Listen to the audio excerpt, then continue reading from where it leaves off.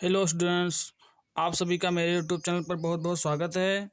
आज के इस वीडियो में पढ़ेंगे high school math NCERT exercise 1.3 का तीसरे का पहला क्वेश्चन है, सिद्ध कीजिए कि 1/√2 एक अपरिमेय संख्या है। ठीक है, केवल √2 केवल √5 वाली सिद्ध करने में पूरा बड़ा मैथड लगता है, वो हम पहले कर चुके हैं। और इसमें 1/√2 को हमें अपरिमेय दिखाना है, तो अपरिमेय की जगह हम उसको उल्टा मान लेंगे 1/√2 एक परिमेय संख्या है। और दो संख्याएं अलग से और मान लेंगे, माना ए और बी दो ऐसी संख्याएं हैं, यहाँ पूर्णांक भी लिख सकते हैं। दो ऐसे पूर्णांक हैं जो सहअभाज्य हैं, अर्थात जो किसी एक संख्या से दोनों नहीं कट सकते, दोनों अलग अलग संख्याओं से कटेंगे। और जब एक संख्याओं से कटेंगे नहीं तो उनका मासा जो होगा HCF वो 1 आएगा। और यहाँ बी का जो मान है वो 0 के बराबर नहीं, अर्थात जो बी संख्या है उसमें पूर्णांक में और सारी संख्याएं लेंगे लेकिन 0 नहीं लेंगे। तो इसको लिखेंगे कैसे, जो हमारी संख्या 1/√2 है उसको लिखेंगे 1/√2 बराबर, और जो हमने ए और बी संख्याएं मानी है, ए को हम अंश के रूप में लिखेंगे और बी को हर के रूप में लिखेंगे।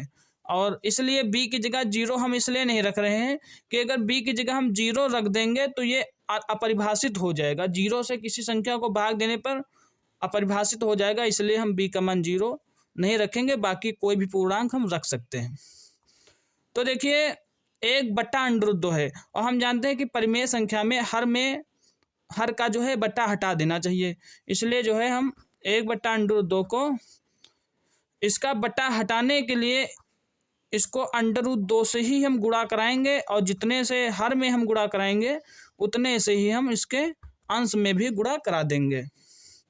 और बराबर ये हो जाएगा, वही रहेगा a/b। अब देखिए 1 का √2 से गुणा कराएंगे तो यहाँ पर आ जाएगा √2, और √2 का गुणा कराएंगे तो पूरा पूरा हो जाएगा हमारा 2। ठीक है, जब एक ही प्रकार की संख्याएं होती हैं और दोनों पे अंडर लगा हो तो जब उनका गुणा कराते हैं तो उसका √ हट जाता है, बराबर a/b। अब ये जो 2 है बट्टे में है उसको हम बराबर के राइट साइड में भेजेंगे तो हो जाएगा √2 बराबर, ये बट्टे में 2 है और उधर जाएगा तो a के गुणे में हो जाएगा, तो ये हो जाएगा 2a और बट्टे में b। बस ये देखिए शॉर्ट तरीके से लगते हैं, इसको हम जो केवल √5 और केवल √2 वाले होते हैं उनको हम बड़े मेथड से करते हैं, उसमें कई समीकरण बनाते हैं और उसको करते हैं, लेकिन इसमें इसको ऐसे ही करना है। अब यहाँ पर लिखेंगे, चूंकि a और b को हमने पूर्णांक माना था, इसलिए जो 2a/b है ये एक परिमेय संख्या आएगी। क्या आएगी? परिमेय संख्या। और परिमेय संख्या के बराबर में परिमेय संख्या ही होनी चाहिए, लेकिन यहाँ पर इधर तो परिमेय संख्या बन नहीं है 2a/b, लेकिन जो √2 है ये हम पहले से जानते हैं कि √2 अपरिमेय संख्या होती है, तो ये तो बराबर के निशान का पालन ही ये नहीं कर रही है। और ये पालन क्यों नहीं कर रही है? क्योंकि हमने इसको उल्टा मान लिया था, 1/√2 को हमने उल्टा मान के हम चले थे, अपरिमेय की जगह हमने परिमेय मान लिया था, इसलिए ये गलत चीज आ गई है। तो यहाँ लिखेंगे कैसे, लिखेंगे चूंकि a तथा b पूर्णांक हैं, इसलिए 2a/b एक परिमेय संख्या होगी, एक परिमेय संख्या होगी। तब √2 को भी परिमेय संख्या होना चाहिए, परिमेय संख्या होना चाहिए, परंतु √2 तो एक अपरिमेय संख्या है, 2 तो एक अपरिमेय संख्या है, इसको परिमेय होना चाहिए नियम के अनुसार, लेकिन ये तो अपरिमेय है, ये तो गलत हो गया।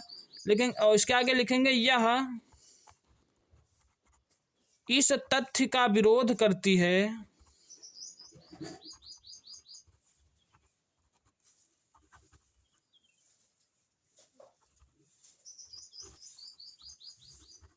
कि √2 एक परिमेय संख्या है। √2 तो परिमेय का विरोध करती है, और ये विरोधाभास उत्पन्न क्यों हुआ है? क्योंकि हमने गलत मान लिया था। इसके आगे ये भी लिखेंगे यह विरोधाभास हमारी त्रुटिपूर्ण कल्पना या फिर गलत अवधारणा भी ले सकते हैं। त्रुटिपूर्ण माने हमने गलती से गलत मान लिया है। हमारी त्रुटिपूर्ण कल्पना से प्राप्त हुआ है कि हमने 1/√2 को परिमेय मान लिया था। परिमेय मान लिया था, अतः 1/√2 एक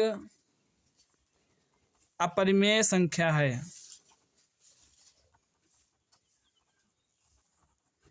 इस प्रकार से इस क्वेश्चन को सॉल्व कर देंगे। Thanks for watching.